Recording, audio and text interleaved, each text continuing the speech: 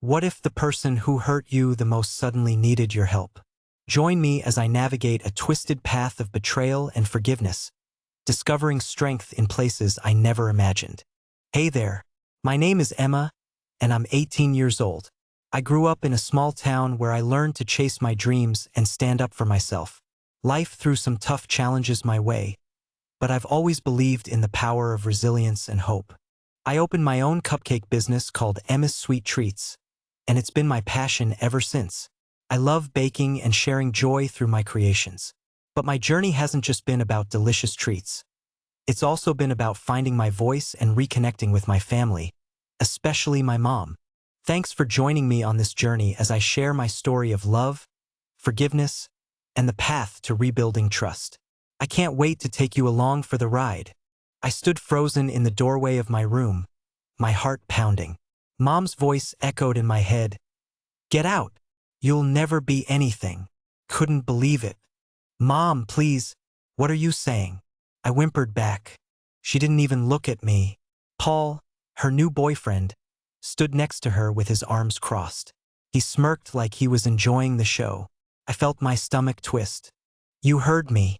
I don't need you around anymore, Mom said flatly. I tried to hold back my tears, but they slipped down my cheeks anyway. But I'm your daughter. Where am I supposed to go? Figure it out. You're just a burden, she snapped. I felt like she had slapped me in the face. Mom, I cried. I'm not a burden. Paul chimed in. Maybe if you had your act together, you wouldn't have to worry about it. You've been nothing but trouble. Shut up, Paul, I shouted. I was scared, angry, and hurt all at once. How could Mom let him talk to me like that? Just go, Emma. I'm done arguing, she said, her voice cold as ice. I stumbled back to my room, feeling the walls closing in. This was really happening. My hands were shaking as I opened my closet. I threw a few shirts, some jeans, and my favorite sweater into a backpack. I glanced at my empty room. It felt so small and sad without the happiness I used to feel here. Then I looked at the clock. I needed to hurry. I grabbed my wallet from the nightstand. It only had $200 in it. I whispered to myself, it's okay, just take it one step at a time. When I walked back to the living room, I felt a knot in my throat. Paul was still there, leaning back like he owned the place. Where are you going? He asked, raising an eyebrow. Out, I replied, trying to sound tougher than I felt. Paul laughed. Good luck. You'll be back. They always come back. I ignored him and stepped out the front door. The fresh air hit my face like a splash of cold water. I stood on the porch for a moment, taking a deep breath. What do I do now? I whispered to myself. I could feel the fear creeping back in. The street was quiet, and I felt so alone. My friends lived far away, and I had no plan. How did my life come to this? I didn't want to cry anymore. Instead, I whispered, I have to be strong. Just then, a car drove by. I turned to see it was my friend Mia. She stopped when she saw me. Emma? Is that you? What happened? Mia, I cried, running to her car. I need help. Mom kicked me out. Her eyes widened. What? Get in. We need to talk. I jumped in, relief washing over me. Thanks for stopping. As we drove away, I glanced back at my house one last time, feeling a mixture of anger and sadness. I will show them, I thought. I will be something. Finding a place to sleep was harder than I thought. Mia took me to her house for a couple of nights, but I didn't want to overstay my welcome. You can stay as long as you need, Emma, she said, concern in her eyes. No, I can't. I need to figure this out myself, I replied, trying to sound brave. But inside, I felt so lost. After a few days, I found a small, dingy room in a rundown apartment complex. It was cheap and I was grateful. The walls were thin and the refrigerator hummed loudly, but it was mine. I set my backpack on the floor and took a deep breath. This is it, I whispered to myself. Time to make it work. I needed a job and fast. I started small, asking around the neighborhood. Do you need any help? I asked Mrs. Jenkins, my neighbor. What can you do, Emma? She said, looking skeptical. I can clean, I can babysit, I'll do anything, I said, desperate. All right, I could use a hand with my garden, she replied, smiling slightly. Every day after school, I worked in her garden, pulling weeds and watering plants. It was hard work, but it felt good to earn a little money. See, I'm not a burden, I reminded myself as I saw the flowers bloom. But it wasn't enough. I needed more jobs. So, I took up odd jobs wherever I could. I delivered newspapers, walked dogs, and cleaned houses. There were days when I felt like giving up. Exhausted, I would sit on the edge of my bed and say, "What am I doing?" One day, while cleaning a house, I found a magazine about starting a business. I couldn't believe it. My heart raced as I flipped through the pages. This could be my future, I exclaimed to myself. I imagined having my own small baking business. The thought excited me. I can do this, I said out loud, determined to prove Mom wrong. When I got back to my room, I wrote my ideas down. Start with cupcakes, I jotted. Cheap ingredients, sell at school. I could already see kids lining up for my sweets. I'm gonna do it, I said eagerly, feeling the fire within me grow. Every day I focused on my goal. But then one evening, I ran into Paul at the grocery store. My heart raced, and I quickly turned to leave. "Hey, Emma, still poor and alone?" he called out, laughing. "Leave me alone, Paul," I muttered, trying to walk faster. "What do you think you're doing? You're not gonna make it, you know," he sneered, his voice dripping with mockery. "Just watch me," I shouted back, surprising even myself with my confidence. I left the store, the tiredness creeping back in. But I refused to let it defeat me.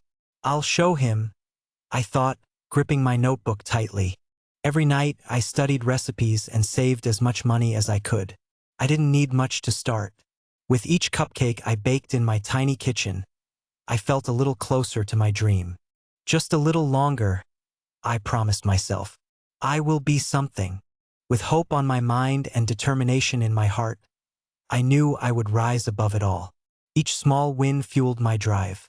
I would not let my past define me. I was ready to chase my dreams. Months went by as I saved every penny I could. I worked hard, and my baking idea slowly transformed into reality. I could almost taste it. One afternoon, I sat at my small kitchen table, surrounded by flour and sugar. "Okay, Emma, you need a plan," I said to myself. I scribbled down everything in my notebook. Find a name, get supplies, set up a stand after school. The ideas flowed like batter from my mixing bowl. Suddenly, Mia popped into my kitchen. "What are you up to?" she asked, peering over my shoulder. "I'm starting a cupcake business," I announced, excitement bubbling inside me. "Seriously? That's amazing!" she exclaimed, her eyes wide with enthusiasm. "You have to let me help." "Really?" I asked, surprised by her offer. "Of course. What are friends for?" she said, smirking. With her help, I picked a name, Emma's Sweet Treats. I felt proud as I wrote it down. As the opening day approached, I felt a mixture of nerves and excitement. Can I really do this? I whispered to myself. The first day, I set up my small stand outside the local park after school. I arranged my cupcakes in colorful boxes. "They look beautiful," I thought, fighting back nervousness.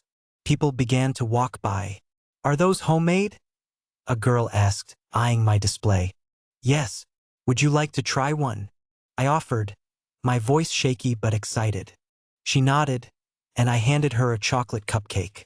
"Wow, this is delicious," she said, her eyes lighting up. I grinned.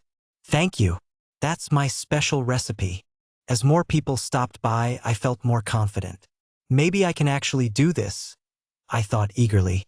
But it wasn't all smooth sailing. One week, I ran out of eggs and flour right before a big day. "No, no, no," I cried, staring at my empty pantry. I rushed to the store with barely enough money. "I can't let them down," I said through gritted teeth. The pressure was on. "Emma, you okay?" Mia asked when I called her, panic echoing in my voice. "I'm running out of supplies. I said, feeling overwhelmed. Stay calm. You can do this. Just focus, she said reassuringly.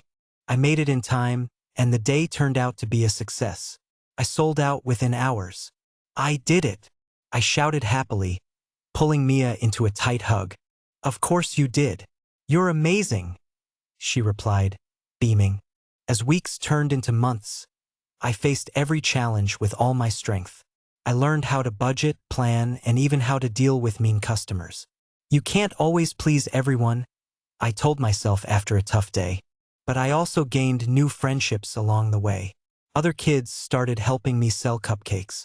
Your business is really taking off, a boy named Jake said, grinning as he held up a box of my treats. Thanks, Jake. I couldn't have done this without you guys, I said, feeling grateful for their support. I took a moment to look around. My small stand was busy, laughter filled the air, and I felt a warmth growing inside me. Wow, look how far I've come, I said softly. Reflecting on everything, I realized that I wasn't just creating a business. I was building a life for myself. You did this, Emma, I thought proudly. I had learned to stand on my own 2 feet, to chase my dreams, and to find joy in hard work. There were still challenges ahead, but I was ready. I would not turn back. I was stronger than I ever thought possible. 8 years had passed since I started my cupcake business. Life had changed so much. I had my own bakery now, and Emma's Sweet Treats was a beloved spot in town. One sunny afternoon, I was chatting with Mr. Thompson, an old neighbor. He looked thoughtful as we spoke. Did you hear, Emma? He said with a serious tone. Hear what? I asked, curious. Your mom's house is for sale, he said, shaking his head. What? Really? I felt a mix of shock and confusion. Yeah, it's been on the market for a week or so, he explained. You might want to think about it. My heart raced. Memories flooded my mind. The arguments, the tears, but also the laughter and love we once shared. Could I go back to that place? Thanks for letting me know, Mr. Thompson, I said, processing everything. I'll think about it. Later that night, I couldn't sleep. How would I feel standing in that familiar house again? I grabbed a pen and paper, jotting down my thoughts. Should I buy it? An idea sparked. What if I bought it anonymously? I whispered to myself. I wanted to transform that space, to create something good from my painful past. The next day, I made calls and arrangements. With all my hard-earned money from years of work, I decided to buy the house. It's done. I own it, I shouted, feeling a mix of triumph and sadness. When the day came to visit the old neighborhood, my heart pounded. As I parked in front of the house, I couldn't believe my eyes. The paint was peeling and the yard was overgrown. Just like I remembered, I said softly. I stepped out of the car, the smell of the familiar flowers wafting around me. This was my childhood home, I thought, nostalgia wrapping around me. I opened the creaking gate, and it felt as if time had stood still. I walked to the porch, memories of happy days swirling in my mind. Suddenly, I heard a voice. Emma, it was Mr. Thompson, standing on the other side of the street. Hi, Mr. Thompson, I called back, waving. What are you doing here? He asked, curious. I just bought the house, I said, surprised at how proud I sounded. Really? Wow, that's quite a turn of events, he replied, his eyebrows raised. I know, right? It feels weird, but like the right thing to do, you know? I said, trying to explain the mixture of feelings inside me. He nodded slowly. You're turning a page in your life. That's brave, Emma. I smiled, grateful for his support. Thank you. I want to make it a home again. Something positive. As I stood on the old porch, I gazed around. The street was the same, but I was different. I had grown, learned, and fought hard to reach this moment. It was bittersweet to think about my past, but I was ready to embrace the present. This place might need a lot of work, I thought, looking at the cracks and vines overtaking the steps. But I wasn't scared. I had overcome challenges before. In that moment, I made a promise to myself. I would turn this house into a place of joy and love. I was ready to create new memories, hoping to fill it with laughter again one day. As I walked back to my car, I felt lighter. "This is just the beginning," I said out loud, excitement bubbling inside me. I had taken a leap, and I knew I could make it beautiful again. I was ready for this new chapter. The first few weeks after buying my childhood home were a whirlwind. I spent days cleaning, painting, and fixing things up. But there was a part of me that wanted to make a statement, a way to show my mom how far I had come. That's when I decided to raise the rent for the tenants living there. This will make a point, I thought, feeling a mix of anger and determination. I wanted to drive home the message. Nothing in life is free, and I had fought hard to make something of myself. One evening, I was going through paperwork when my phone rang. I picked it up and saw Mom's name flashing on the screen. My heart skipped a beat. Hello? I answered cautiously. "Emma?" Her voice sounded shaky, and I felt a wave of emotions wash over me. "Mom," I barely managed to say. "I'm so sorry to bother you, but I've heard the rent is going up in your old house. I don't understand why they would do this. It's unfair," she pleaded, tears evident in her voice. The urge to scream bubbled inside me. "Unfair? You think it's unfair?" I felt my chest tighten. "You tossed me aside, remember?" Her voice trembled. "I didn't mean it that way. I just..." "Didn't mean what? To push me out? Or to let Paul treat me like that?" I said, my anger spilling over. "I was wrong," she admitted, sniffling. "I regret everything. I miss you." "Do you really?" I asked, feeling a rush of sadness. "You said I would never be anything." "It was just words, Emma." I was overwhelmed. "I thought I had to choose Paul over you." "I see now that was a mistake," she confessed, her tone softer. I took a deep breath. "Did you even know I bought the house?" Pause filled the air. "What do you mean?"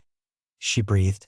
"I'm the one who owns it now," I revealed, trying to keep my voice steady. "I decided to raise the rent to make a point." I had no idea," she stammered. That's incredible, but I'm so sorry. Why didn't you fight for me, Mom?" I said, my voice breaking. "You let me go so easily. Do you even care?" "I do. I care so much," she cried. "I've been trying to get my life together after everything. I know I messed up, but I want to make it right. Please believe me." I closed my eyes, the memories flooding back. "I don't know if I can believe you. I'm still your mother," she said softly, her voice filled with regret. "I want to fix things between us. I don't know how to start," I admitted, feeling the wall I had built around my heart crack just a little. "Can we meet, please? I need to talk to you face to face," she said desperately. I paused, grappling with what to do. "I'll think about it," I finally said, feeling the weight of her words. "Just take your time." "I'm here, Emma," she said, relief evident in her voice. As I hung up, my heart felt heavy. It was a mix of sadness and uncertainty. I leaned against the wall, trying to process everything. What do I want? I whispered to myself. Did I want to allow her back into my life after everything that had happened? All I knew was that things needed to change, and this was only the beginning. I felt scared but hopeful. Maybe, just maybe, we could start to heal. But how? I would have to find that answer. The day finally came when I agreed to meet Mom. I chose a small cafe nearby, a neutral spot. "I can do this," I whispered to myself as I stepped inside. My heart raced, a mix of fear and anticipation flooding through me. When Mom walked in, her eyes scanned the room, and then they landed on me. The surprise on her face was unmistakable. "Emma?" she gasped, her voice trembling. "Yeah, it's me," I said, trying to sound composed. "I can't believe it's really you," she said, rushing over. She looked older, tired, like life had taken a toll on her. "Sit down, Mom," I said, pointing to a table in the corner. This was hard enough without the attention of everyone around us. As we settled in, I could see the conflict in her eyes. "I never thought you'd want to see me again," she admitted, biting her lip. "Well, I'm here," I replied, feeling a mixture of anger and curiosity. "I can't tell you how sorry I am," she began, tears filling her eyes. "I regretted kicking you out. I was lost, and I let Paul's words influence my decisions." "I know," I said quietly. "All those years, I felt abandoned." She nodded, looking sorrowful. "I was afraid of being alone, and I let that drive a wedge between us." "Do you even know what I've been through?" I asked, feeling a wave of frustration wash over me. "I built everything myself, Mom. It wasn't easy." "I can only imagine how hard it must have been," she replied, her voice breaking. "I was so caught up in my own problems that I didn't think about you. Do you understand how that felt?" I pressed, wanting her to grasp the impact her choices had on me. "I do now," she said, her gaze dropping. "I've worked to get sober and find stability. I'm trying to turn my life around. But I don't expect you to forgive me just like that." "I don't know if I can," I said. "You let me believe I was worthless. You said I'd never be anything." "I was wrong," she said, tears streaming down her cheeks. "You've proved me wrong, haven't you? You made something of yourself despite everything." Hearing her admit that moment hit like a wave. "It feels good to hear you say that," I said, letting my walls lower just a little. "I'm so proud of you, Emma. You never gave up." "I wish I had fought for you," she said, her voice heavy with regret. "Maybe you should have," I said, my voice shaky. "But now the power dynamic has shifted. I hold the cards now, Mom." Mom looked at me, a mix of shame and respect in her eyes. "And I understand that. I don't want to control your choices anymore." My heart fluttered. "I put in all the hard work. I didn't expect you to come back and fix things. But I want you to know how much your words hurt me." "I promise I'll listen this time," she said, looking directly into my eyes. "I will show you how committed I am to being a better mother." "Being a mother means more than just words," I replied, feeling empowered. "It's about actions." "I'll prove it to you, Emma," she said earnestly. I could see the determination in her eyes. At that moment, I felt a shift in my heart. Anger slowly melted into something else, a glimmer of hope. Maybe we can work on this." Her face lit up with a cautious smile. "I'd love that," she breathed, relief flooding her features. As we talked more, I realized that while the past hurt deeply, I could choose to forgive. It wasn't easy, but I was ready to take this step forward. I left the cafe feeling lighter, empowered by the conversation. I may not forget the past, but I could reshape my future. Little by little, I was ready to let go of the anger and build a new relationship. After our heartfelt conversation at the cafe, I felt an unexpected sense of hope. Mom and I had begun to rebuild the bridge between us, piece by piece. But that bridge could easily collapse again.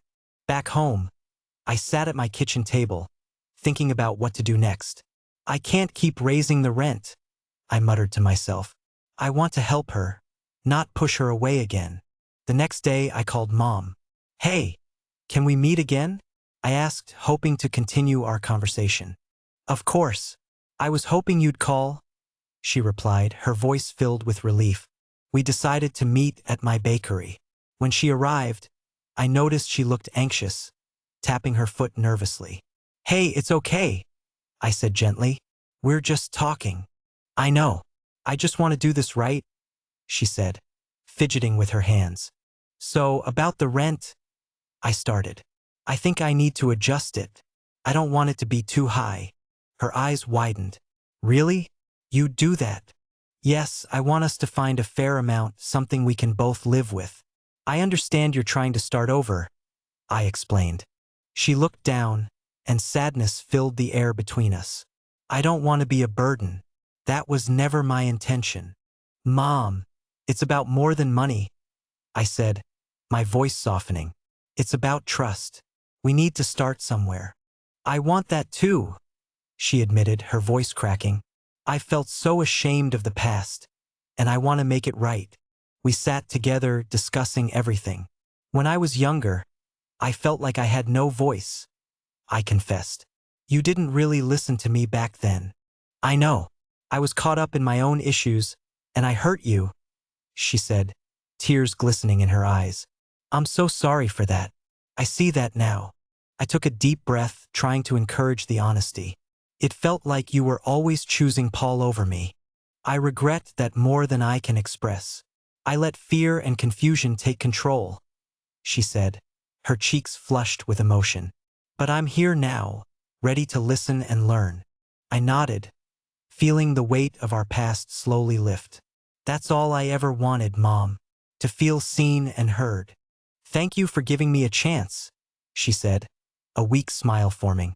It means more than you know. As we talked, it felt like a light was turning on in our relationship. We shared memories, both good and bad. Remember when we made those cookies together? I laughed. Those burnt cookies? Yes. I think we even set off the smoke alarm. She chuckled, her laughter brighter than I remembered. For the first time in a long time, I felt a warmth and connection growing between us. Maybe we can bake together again, I suggested playfully. I'd love that, she replied, her eyes lighting up. And I promise not to burn the house down this time. With every story shared and laugh exchanged, I realized that we were learning to understand each other on a deeper level. It might not erase the past, but it could open new doors for the future. As our conversation began to wind down, I couldn't shake a feeling of anticipation. So, what's next for us? I asked slowly. She looked at me, her expression thoughtful. I'd like to set some goals together. Maybe I can help you at the bakery, and we can work on figuring out our lives one step at a time. Really? That sounds great, I exclaimed, feeling excited and hopeful.